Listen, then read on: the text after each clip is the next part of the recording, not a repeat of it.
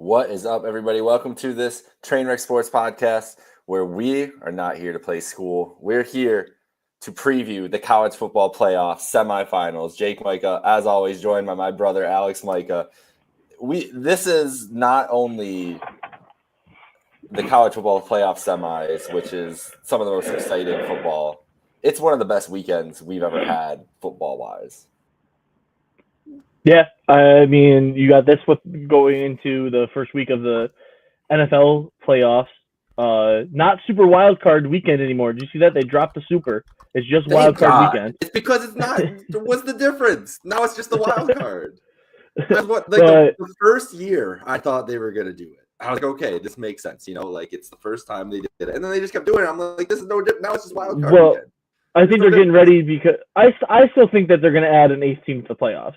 Maybe not next year, bless you, but I think it's coming. That there's going to be an eighth team to the I think there's going to be an eighth team. No first round buys anymore. I think it's happening. I don't think so. We don't need to get into this right now. Let's get into the college football playoff, which will be adding four more teams probably very soon. But for right now, we're in the first iteration of the 12-team playoff. And we have our first Final Four of it. We've whittled it down. No top four seeds remain. It is tonight the number 6 seeded Penn State Nittany Lions facing the number 7 seed Notre Dame Fighting Irish in the Orange Bowl in Miami. Penn State right now 1.5-point underdogs, even though they are the higher seed. But the money line is actually even.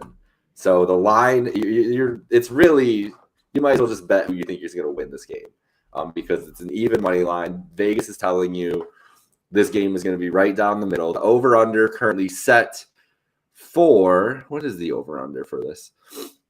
I think it was 46.5 last I saw. Yeah, 45.5 now.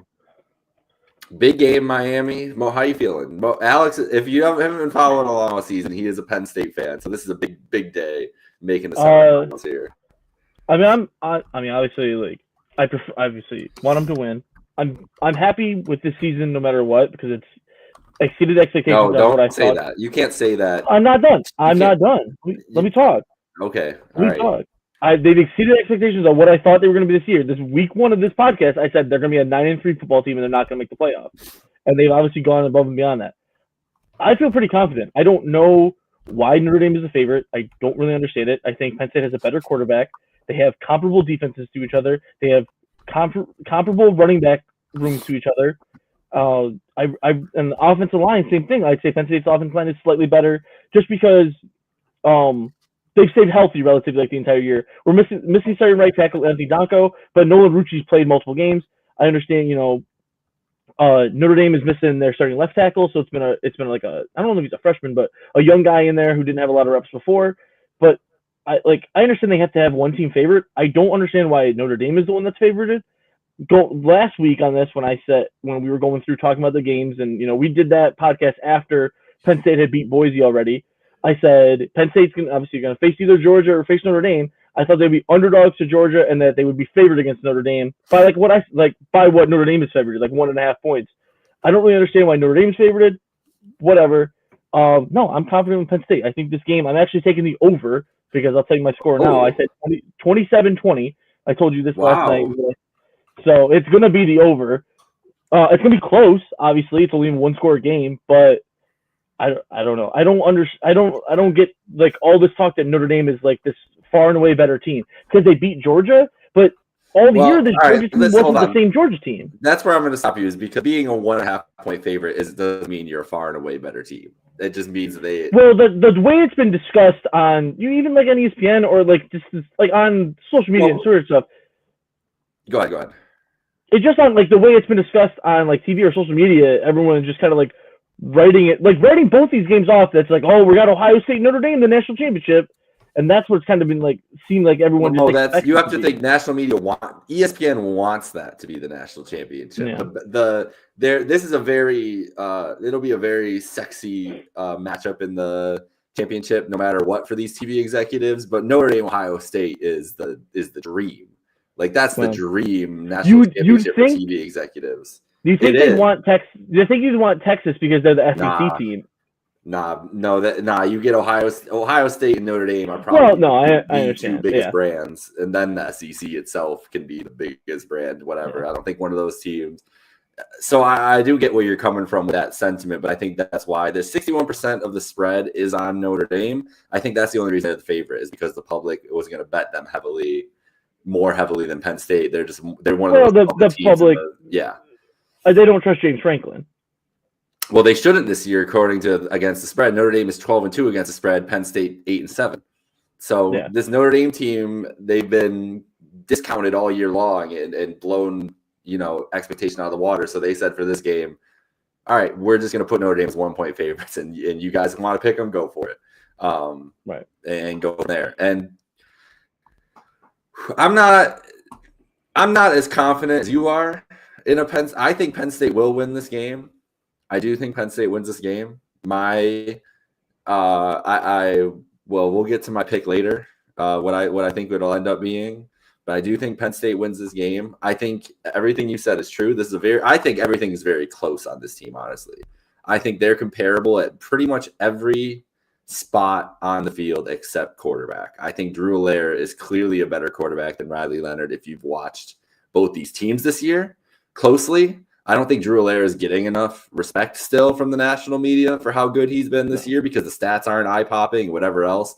Look at the group of receivers he's worked with and look at what he's been able to do and look at the talent. Just eye test who's the better quarterback, Riley Leonard or Drew Allaire. Riley Leonard can't really throw the ball. He didn't need to against Georgia, but they're not getting. Then he's gonna have to. There's gonna be 7 to 10 plays in this game where Riley Leonard has to make a big time throw. And same with Drew Allaire. And if you're putting me down to it, Drew Allaire is making that more often than Riley Leonard in this. It really just comes down to it. I hate to make it that simple, but these teams are this spread makes sense to me. These teams are even down every single thing, but I don't think Riley Leonard matches up with Drew Allaire, and I don't think they're going to be able to throw the ball at all on Penn State. If you make yourself one-dimensional against Penn State, you're fucked. What it is. Yeah. I mean, you could look at that last week's game against Boise State. And coming in, it's like, they have Jeremiah Love, who's not 100%. He's playing, not 100%. And you have Jadarian Price, and then obviously, Riley Leonard is a mobile quarterback. Penn State is insane. I mean, they are insanely good against the run. I mean, this year they're letting up. I have the number here, but I want to see where they rank in the country. Penn State is 8th in the nation for rushing yards against. It's 100.9 yards. Notre Dame hasn't played as good a defense as that. Georgia's defense wasn't like that. Georgia's defense for run was in like 20th. Yeah. So, and obviously, last week they shut down Ashton Gianti. What do you want to say about Gianti? Maybe obviously he's a very talented running back. He got over 100 yards, but it took him 30 carries. He has below 4 yards a carry. And I saw some guy pushing this idea. He forced 30 missed tackles. He broke this many tackles. It's like, yeah, but how many yards did he gain?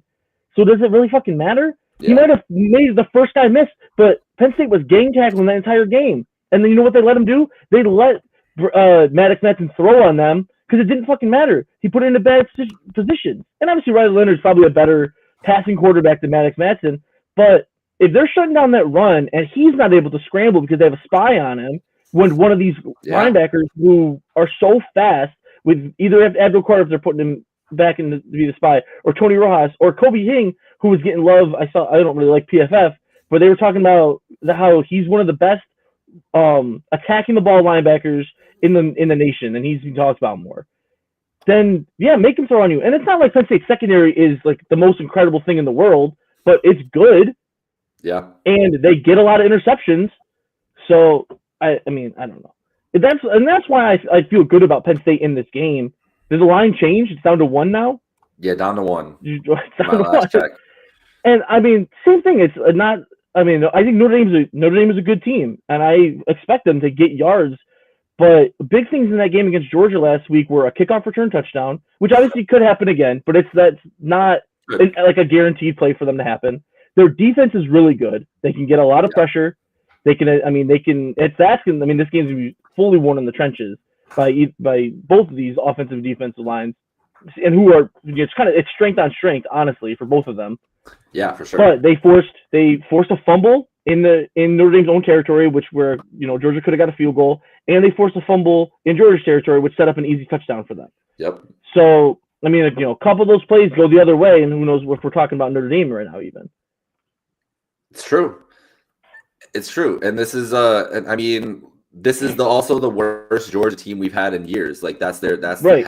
the win hanging it on. Now Penn State doesn't really have a big win to hang on either at the moment, but that's why this game feels like this game feels so weird. But it's like it is a big game, but also like there's so much at stake for these teams. Not just obviously making the national champion or winning the national championship is the end all be all here, but to make the national championship for either of these teams even would feel like winning a national championship for a lot of these fan bases. For either of these coaches to be, yes. For either coach going on would be the first African American head coach to compete for a national championship, which is awesome. And I mean, obviously, it's Penn State following for a long time, but James Franklin has made it known in the 10 years that, I mean, even maybe at Vanderbilt too, but in the 10 years he's been at Penn State, he's made it known he wants to be the first African American coach to win national championship. He's talked about it before and how he thinks it would be such a great thing to open up opportunities for other coaches in the nation. So I mean that's just something to look at with that too. That it's coming out of this game, whatever it is, it's a cool story for either of those coaches that win too. That it's that moment.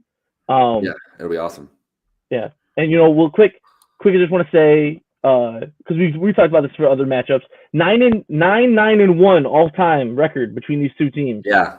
They played kind of wild. And they played for like 10 years in a row against each other in the 80s and 90s. They had like a little rivalry series going on there. So that independence at the time. Yeah, so there's some history going back a little bit, like some recent history for a lot of fans that are watching this. And then the first whiteout game took place against Notre Dame. So there's a lot of shared history. I've seen a lot of jokes about game since 2007. So I mean, 18 years you can say now. I've seen a lot of jokes about Pennsylvania Catholic school men beefing all over the state because of Penn State and Notre Dame, which I'm sure it is. That's the thing. This is a huge culture thing with Notre Dame. Like Notre Dame's such a national brand that they touch all these different parts of the country, and it's going to be. Yeah. I'm sure, like here in Chicago, I'm sure it's going to be crazy in a lot of places tonight for this game, probably, and tomorrow too, because there's a lot of Texas fans here too. Honestly, I got Orange Bowl trivia for you. Quick, just two questions. All right, sure. What was? Can you name the team? Penn State. I'll give you the year. Penn State played last time played in the Orange Bowl was 2006. Who was it against? Florida State. It was Florida State. You remember the final score of that game? I know it was a kick. It might have been 34-31. No, 26-23. Okay. Penn State won triple overtime, 26-23. Yeah. A lot of people. Yeah. Well, I'll give you the year. See if you know from Notre Dame. Last time they played was 1991. In the Orange Bowl. In the Orange Bowl. Was it Miami? No, it wasn't Miami. Nebraska. No. I don't know. Who was it? Colorado. Oh, damn. Okay. 10-9 Colorado win. That's a tough loss. That's a tough loss. So I really thought Notre Dame had been back more recently than that. Honestly, but kind of crazy going all the way back to 91. But fun. It's gonna be an interesting game. So the here's what I figured out. So Notre Dame, I mentioned 12-2 against the spread. The two teams that beat them in the spread this year. Northern Illinois, obviously, 28-point underdogs, beat them 16-14. The only other team was another MAC school, Miami of Ohio, minus 27 underdogs, and it was a 28-3 game. So stop disrespecting the MAC, Vegas. That's what I'm seeing here. What the hell? No, you thought Notre Dame was going to crush these MAC teams? No way. Now I should say Mountain West team, Northern Illinois. Shout out. Northern Illinois. Yeah, that's good for you guys. A lot of mountains in Northern Illinois. Go look up DeKalb, Illinois, and do the little Google whatever thing. Topography. It is. It's just flat. You can see the whole earth. There are no mountains. No mountains. I thought maybe it is. There's no mountains. Illinois is just flat. Yeah, there's nothing. I was hoping maybe there was like one. Maybe it was like randomly there was like one. Maybe mountain, there's a hill. Maybe one hill. Maybe a hill. That's the best they got. That's an interesting thing that we can talk about another day. Because we got to keep. All right, so you said 27-20. 27-20 for this game. No field goals though. It's Okay. 27-20 with at least, field goal maybe from Notre Dame side. 27-20, 27 points for Penn State with a mixed extra point. That's what I'm going with. 4 touchdowns. Okay. I'm going under here. I'm saying 21-17 Penn State. All right. I think it's first team to 20 points in this game wins. Just kind of like Georgia and Notre Dame last week. I said the same thing for that, and it was pretty much the case. So it's going to be a fun one down there in Miami. It'll be interesting to see how the crowd evens out and what it ends up. Sure, it'll be pretty much 50-50, but it's going to be a fun environment there. Let's go to tomorrow's game. The Ohio State Buckeyes, 6-point favorites currently. Going down to Texas. They're bringing the snow, though. They're bringing the snow from Columbus. There's obviously the snowstorm impacting a lot of the country right now in the middle section of the country. And, there's a big snowstorm hitting Dallas, Texas. It's not a great omen for the Longhorns. With the big, it's indoors though. They're fine. I'm just saying, with the Big Ten coming into the SEC territory, you got a snowstorm. It's usually not a good thing. And Vegas and the public agree that they think the Buckeyes are winning this game. They are 6-point favorites. Obviously, that's a pretty marginal favorite, and they're minus 230 on the money line. And 65% of people are still betting that -6 for the Buckeyes. So huge public bet there, which makes me think that Texas is going to keep this game close. And I do think Texas is going to keep this game close. But I think Ohio State's going to win this game. I just the thing with this game for me, the Texas Longhorns in the Steve Sarkisian era have been one of the most talented football teams for how long has Sark been there? Is this year 3, year 4? Year 4. Year 4. One of the most talented teams in college football for the last 4 years, bar none. They just sleepwalk through seasons. Even this season, they could have blown out every team they wanted, every game by 30 points, except the Georgia games. This team is one of the most talented football teams you'll see in college football, and they just have these lapses. Now you look on the other side, the Ohio State Buckeyes. I meant to make this my big overarching theme of these games because these two teams are both two games are like the Spider-Man meme. Looking at each other. We kind of talk about the Penn State and Notre Dame similarities. Go to the Ohio State side, a team under Ryan Day who has been known to sleepwalk through seasons against all these bad teams, and then they get into these huge games, and you have no idea what to expect from them. They could go put up 40 points like they had the last 2 weeks, or they could come in and the offense is going to look lost, and Will Howard's going to look like he's just not knowing what he's doing out there, and they're going to score 19 points in this game. Both these teams have such high ceilings and such low floors for the amount of talent that they have. And even this year, I would say this might sound crazy because they're both in the college football semifinal, but I would say they're both disappointed with how their seasons went. I'm not even up until obviously now you're in a position to win a natty, whatever, but Texas, all the hype, they were the number 1 team coming into the season. Were they number 1 or was Ohio State number 1? Actually, I think Ohio State would have been number 1. That even would have. No, I think Georgia was 1. No, were they not? No, maybe Texas only moved there. Maybe Texas only moved there after the Michigan game. Regardless, everybody thought Texas was going to be a national title contender this whole year, and the 2 games that they had a chance to stamp that approval and knock it down against Georgia fell on their face twice, and at least the second time around. It was a better battle. They put up a bigger fight, but the offense still did nothing. That's Sark's hallmark.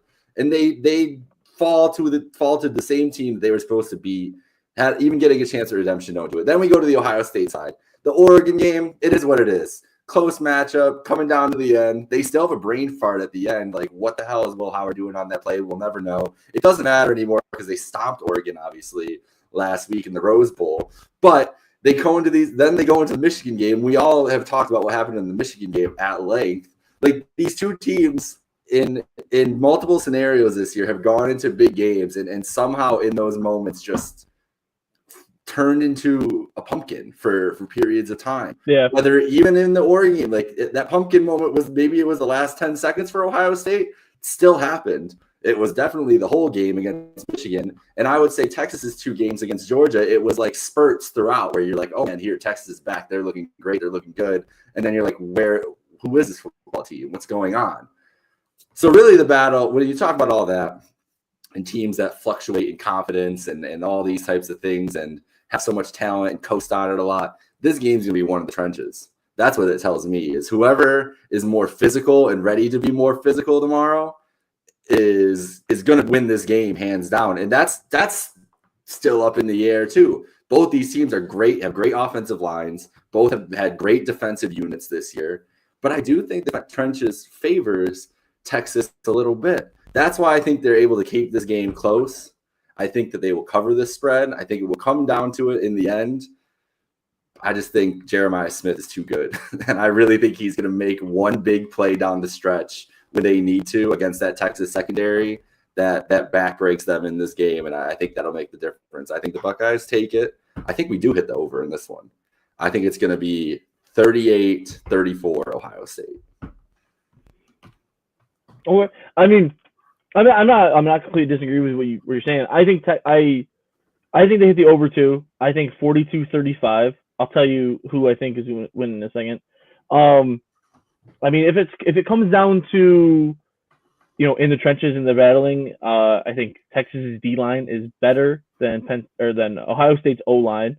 Ohio State's had to do with a lot of injuries this year, especially the interior. They're missing their All-American center, Seth McLaughlin, if I'm saying it wrong.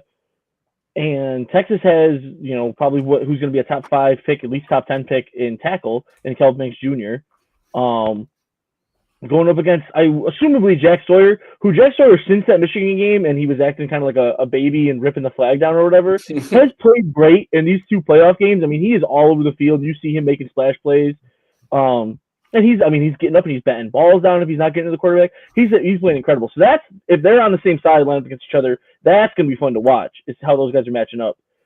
My thing is, Texas's secondary is worlds better than Oregon's secondary. So people assuming that Ohio State's going to come in and do what they did, even saying they're much better than Tennessee's secondary too, saying that they're going to come in and do what they did these first 2 playoff games against Texas, I think that's completely foolhardy. And I know Jeremiah Smith is incredible. He's clearly an incredible player, and his stats are someone put a comparison about his freshman year to Terry McLaurin's 4 years. And Terry McLaurin didn't get as many reps, obviously, and was kind of in a loaded wide receiver room, but he has a few less yards and 5 less touchdowns, but has only on 4 less catches than Terry McLaurin did in the 4 years that he was there. Jeremiah Smith has 70 catches, 1,200 yards, and 14 touchdowns this year, which is just absurd. And was he the MVP of the Rose Bowl? I believe. Or was Will Howard? No, okay. I think it was Jeremiah Smith. Jeremiah Smith, who had obviously barely did anything in the second half of that game because he didn't have to. They had such a staggering lead to open it up. But it's good. I mean, he's going up against a much better secondary. He's going up against Jody Barron, who is, the Thorpe Award winner and as a consensus All-American. I think Texas gets it done, honestly. I think it's because their defense is just so good. And they're in moments where their offense doesn't show up, their defense shows up. And obviously you could look at the Arizona State game where there was a couple moments of faltering. I think was some, on both sides of that game, some questionable calls. We're not going to get into that about anything, but I'm going with Texas. What worries me is the statement that you just said is that when the offense falters, the defense picks it up and vice versa. I don't know if they can do that in this game the way Ohio State's been playing. Now, there's no guarantee Ohio State's going to replicate that, like you said, but they've been sharp. Ohio State, since the Michigan loss, the last 2 games have looked like the best team in the country. Texas in their last 3 games has looked gettable. I mean, they lose to Georgia. They have trouble putting away Clemson in the second half there, and Clemson comes back and it doesn't make it a game, but Clemson was fighting back. They're getting back to within 1 possession. Yeah. And then we saw last week, the collapse that they have against Arizona State. Ohio State's better than all 3 of those teams. So that's what worries me when we're talking about the Longhorns, that the Longhorns have been trending downward the last couple of weeks, and they've had a lot of holes in their game, and Ohio State has just destroyed their competition. I don't agree that they've been trending downward. I don't agree with that. Compared to Ohio State, they almost lost. They were up by 16 last week in the 4th quarter, and then they have to go to overtime. They also drove down the field twice, and it was a missed field goal from not even having to get that goal. But you can't bank on that against this Ohio State team. No, and I'm not saying you can, but it's like, I mean, the way Quinn Ewers played in that last 5 minutes of that fourth quarter, and then in overtime. I mean, I don't know how. But if they play like that if they play like that 10 minutes in the fourth quarter, they're going to be down by 14 points in the last 2 minutes. That's my point. They're not going to be able to play that kind of 60-minute game. Well, this is it. I mean, it's a 60-minute football game, so we can. I agree, but they have to play 60 minutes strong. You can make that same argument for the entire second half for the Rose Bowl. Ohio State could have just kept on putting the pressure on, and then Oregon getting stops. I said Ohio State has done this all year too. I said that they're a team that's floating. I'm looking at the last 3 weeks. Ohio State has not been floating through games. They've been destroying teams mostly. And Texas had trouble with the team. Didn't just put the gas on Clemson and then lost. Like that's just what. And Ohio State also lost to Michigan too. So if you want to throw that third game in there, that's fine. That's where I'm at going into this game. And it's a thin margin. I think 6 is too big of a spread, but I think Ohio State's playing better football right now, and that's what I'm going to just trust my gut on that. That's not. I mean, I don't know. Yeah, you could take that argument for Ohio State. And I told our mom this too, our Texas fan mother. She asked me about my opinion. Don't think I'm like being shady here, Mo. She asked me, and I gave her this honest opinion on Monday. I'm not. I mean, you're not wrong. And obviously, yeah, Ohio State's playing great football, but I don't think that it's just all of a sudden that means that every single game they're blowing teams out and that they're an unstoppable force, especially against a Texas defense that is a top 4 defense in the country, as well as Ohio State. I never said unstoppable force, though. I said a 4-point game. No, I'm not saying you necessarily. I'm just talking about generalization. You were talking about with this spread, this minus 6, which is ridiculous that it's this high. You're acting like Texas is a fucking joke, honestly. That it's almost a touchdown on a neutral site. And 65%. Not even really a neutral site. It's in Texas. Texas. There's a reason that the betting industry is so big because a lot of people are fucking idiots. It's in Texas. I know it is a neutral site still. It's still a neutral site. I know, but there's a reason that the betting industry has so much fucking money because a lot of people bet and they lose because they're not smart. Yeah, so I would say my lock of the semifinals is Texas plus 6.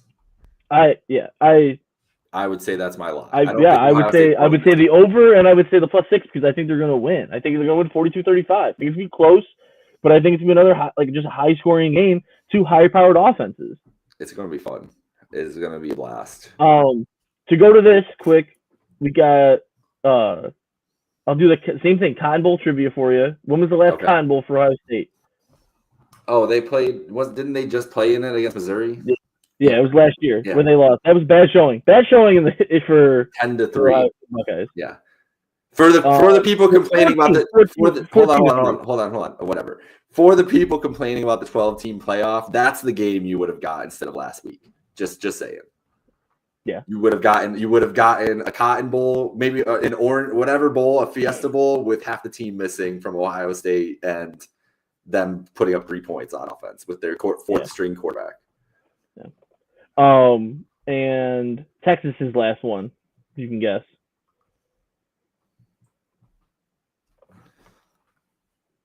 Last Cotton Bowl. You want me with the year? I'll give you the year, and you can try to guess the team. Texas's last Cotton Bowl, was it like? Did they play like Georgia or something in like 2007 or 2006? No. I don't know. 2003 against LSU, they won big, 35-20. Okay. 15 points. It was a bad. I don't even kind of a bad LSU team. That was a 2002 LSU team. They were 8-5 with that extra loss. So I don't know why they were in the Cotton Bowl. Texas was ranked 9th in the country, so kind of a tough beat for that. That's who Texas opponent was, but I don't know. Texas 2-1 against Ohio State all time. That's also in there. That's fun. I can't believe this is only the 4th matchup between these two teams, which is kind of crazy. That is crazy. But and they're playing again next year. They play each other next year in Columbus, and I believe it is week 1 of college football. I think so too. Yeah, is what they said is when it's going to be. So That's exciting to look at. That's gonna be a fun game tomorrow. They're both gonna be fun games. Yeah. Do we get a shot of Jerry Jones in his box? You think he's gonna be there? Yeah, he'll be there. What else has he got to do? Get ready for the draft. Yeah, he could do that in his office in the stadium. Jerry's gonna be there. Jerry's gonna be schmoozing up somebody there for sure. Some kind of person that exists. I don't know what he's gonna be doing, but it is gonna be fun. It's gonna be fun for tonight. Is not gonna be the fireworks show. Tonight's gonna be knockdown drag out football. Tomorrow's the fireworks show, but they're both gonna be exciting, awesome football games. These are 4 great teams. And they all deserve to be here. And it's awesome that the playoff has brought us to this scenario where these teams, none of these teams would have, like, maybe half of them wouldn't have been in of this group. And they I would say none of them. None of them would have been, probably. They would have been. Because Boise and Arizona State are not getting considered in the 14 playoff. Yeah. They're not getting touched. The 14 playoff would have been Oregon, Georgia, Ohio State, Notre Dame. Well, no, from those final rankings, it wouldn't have been. The final rankings would have been no. Listen to me. The final rankings would have been different if it was a 14 playoff. I truly believe that. I truly believe they would have looked at everything differently and put Notre Dame in instead. Not just say, and maybe it would be Texas. Actually, Texas would have been the 4th team. It would have been Oregon, Georgia, Texas, Ohio State. That would have been our 14 playoff. Possibly. I don't know. Notre Dame might still be getting in there. After the Michigan game, I don't know if they would put Ohio State in. It might have been Texas and Notre Dame. Maybe. That's what I mean. That's where I see it, at least. I don't know. It's interesting to think about, but it doesn't really matter now. But it obviously shows, and like, I mean, I know we're gonna go in a second, but like you talked about it right at the top, the 4 teams that had buys, the conference champions, and it didn't matter. Like, obviously, so it's like, well, they're not going to have buys next year. It's just no. They're going to change that. They're going to. What I think they might. Well, I mean, we'll see. I don't know if they can expand it in an year. I don't know if they can't expand next year, but they can change the seating. Well, I was going to say, I think what they're going to do is, I think this is matter because it's an argument about conference championship mattering. I think you win your conference and it automatically gets you into the playoff, but it's not a seeding situation. Does that make sense? Yes. I think that's what they'll still do. Arizona State would have been like the 11 seed this year or something. Yeah, and it wouldn't be you wouldn't be hosting a home playoff game, but you didn't get to anyways because you were a top 4 seed. So yes, you get to go to the playoff. That's your reward. You shouldn't get the bye. And I'd even be fine if you give them the home playoff game and you say, okay, you can be a top 8 seed and you get a home playoff game, but we're not you could be the 7 and 8 seeds if you guys aren't ready. You're not getting the bye. We'll give the bye to the 2 conference champions and then the 2 really good teams. Like that, I could see that working too. Just ensure a home playoff game for conference champions, but not. I think the bye is gonna be gone though, because it obviously hurts the team that has it. The buys, they can't expand yet, so it's going to be. Well, no, I know when they expand to 16. Yeah, well, they're definitely expanding to 16, and there's going to be no bye. It's just going to be one Thursday to Sunday of college football playoff games for the quarter or for the first round. Yeah. It's going to be great. Probably 2 a day. Yeah, 2 a day for. It's going to be beautiful. Mm-hmm. It's going to be great. Probably 3 a day for a couple of those games. Honestly. All right, so you got Texas and Penn State in the final. I've got Penn State and Ohio State in the final. It's the dream. Penn State, Texas. That's the dream. We'll see. Divided household. It'll be fun. I don't know if it'll be fun. Can't say that fun would be the word I would use to describe it, but I'll be all the way out here, so it'll be you deal with it anyways. What are you gonna do? Walk back and forth between rooms? What's your plan? No, that's gonna be one room. It's gonna be one room. No, there's no way that mom and dad are sitting in the same room watching that game. There's 0% chance mom sits in there to watch that game with that. Well, I guarantee. If I could, we gotta get there first. We got 2 football games first before we can even talk about it. But we do, but it's right there. It's right there. This could be the year. This could be it. We've had these moments. Here's the thing: is like football is so cyclical, especially college football. Like these teams were all within the conversation of the national title like 20 years ago. Like that year that Orange Bowl you asked me about. Like Notre Dame played Ohio State in the Fiesta Bowl that year. I think Texas maybe Texas went to the Texas would have been in the Rose Bowl that year. That's the year Texas in the national championship. So Ohio State, Notre Dame in the Fiesta Bowl, and it's Penn State in the Orange Bowl. Like these teams now, 20 years later, here we are. These 4 teams all in their BCS bowls, and they're all in the playoff. It's crazy. And where are USC and Florida State? USC won their bowl game at least. They're representing the Big Ten. They did. Florida State though. Florida State though. Who are the other teams then? Who was the other bowl game that year? Must have been the Sugar Bowl. I bet you it was LSU, and was that a Hawaii year? This would have been. So you're talking about 2006, right? Yeah. Yes. So January 2nd, 2006. Sugar Bowl was West Virginia and Georgia. Oh, there it is. I remember that. West Virginia 10-1. That's in the Pat White, Steve Slayton, baby. That team was electric. Electric. I think Pat McAfee's on that team. He might. Yeah, it was Rich Rodriguez who's back. And then what do you say? The old is new again. Let me double check what you said. Fiesta Bowl. Ohio State, Notre Dame. That's the split jersey, isn't it? Split jersey game. Yes, it is. Yeah, 34-20. Buckeye win. AJ Hawk MVP. That's crazy. This is the game AJ Hawk, isn't it? Where he? It's Brady. His parents have the split jersey. Yeah. Gary Danielson and Brent Musburger. Gotta love it. Love it. And then what was the other bowl? The Cotton Bowl, 2006? No, Cotton Bowl wasn't BCS. That was it. There were 4 BCS bowls that we already named them all. Yeah. All right. Well, that's how we're ending the show. We can't go on a higher note than that. A little bit of history lesson, but enjoy the games tonight, tomorrow, and then a full slate of wild card NFL football. It's going to be a glorious weekend. So thank you all for joining. Shout out to our sponsor, Batavia Downs.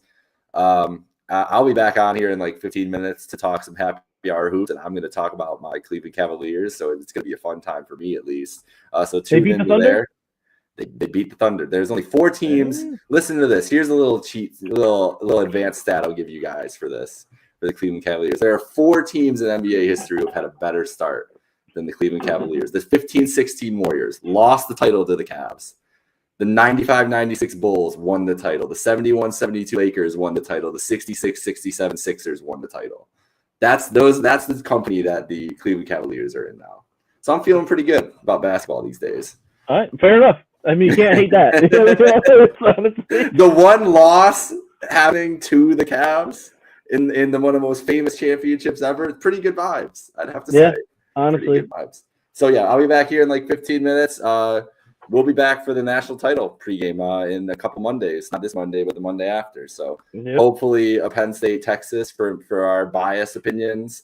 And we'll see what happens then. If it's Ohio State, Notre Dame, we're just going to be grumpy on here. We're going to be hating on these teams.